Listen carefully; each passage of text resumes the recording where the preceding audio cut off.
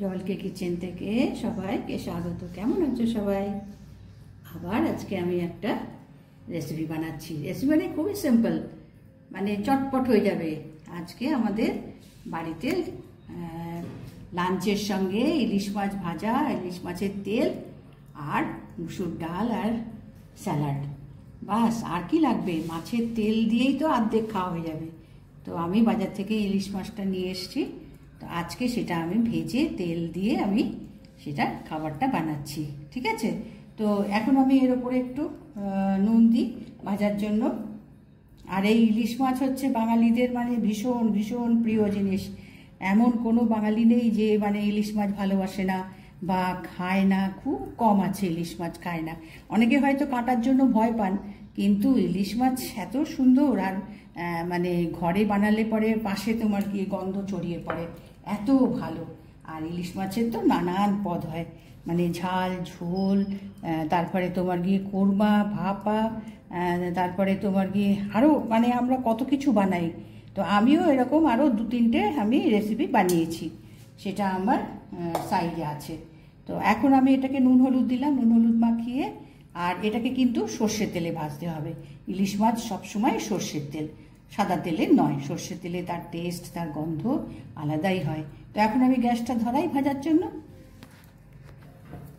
এখানে সর্ষের তেলে ঝাঁজটা দেখো উড়ে গেছে, হ্যাঁ, বেশ ভালো গরম হয়েছে। আচ্ছা, যেহেতু আজকে মাছ ভাজার সঙ্গে সর্ষের তেল দিয়ে মানে ইলিশ মাছের তেল দিয়ে খাওয়া হবে, সেই জন্য এখানে 2টো শুকনো লঙ্কা ভেজে নিলাম, কেমন? আর ঝালটা তোমার গিয়ে নিজের পছন্দের ওপরে। তবে খুব বেশি ঝাল খেয়ে নাক চোখ দিয়ে জল, একেই তো সর্ষের তেল, সর্ষের তেলের একটা ঝাঁজ আছে, কেমন? তো সেই জন্য এখানে আমি 2টো লঙ্কা নিলাম, নিয়ে এটাকে ভেজে তুলে রাখলাম, কেননা এটার তাহলে মচমচে থাকবে। এবার আমি এই মাছটা নুন হলুদ লাগিয়ে এই মাছটা এবার ধীরে ধীরে ভেজে নেব।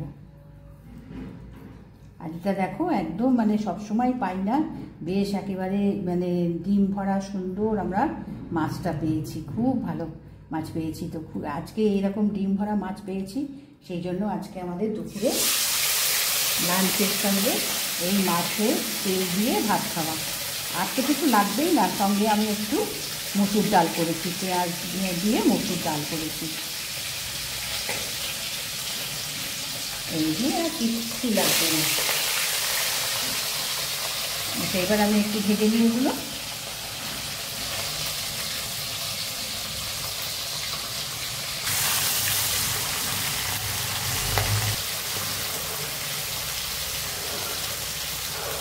খুব বেশি কড়া করবো না, কেমন? বেশি কড়া করলে এটা তো নরম, ভীষণ সুস্বাদু মাছ, বেশি কড়া করবো না। জাস্ট ডিমটা একটু ভাজা হবে, ডিমটা একটু ভাজা না হলে ভেতরে কাঁচা থাকবে, সেই মতন আর কি মাছটাকে একটু উল্টে পাল্টে ভেজে নেব। আমরা ভেজে নিয়েছি, কেমন? দেখো ডিমটাও বেশ ভাজা হয়েছে, শক্ত হয়েছে ডিমটা।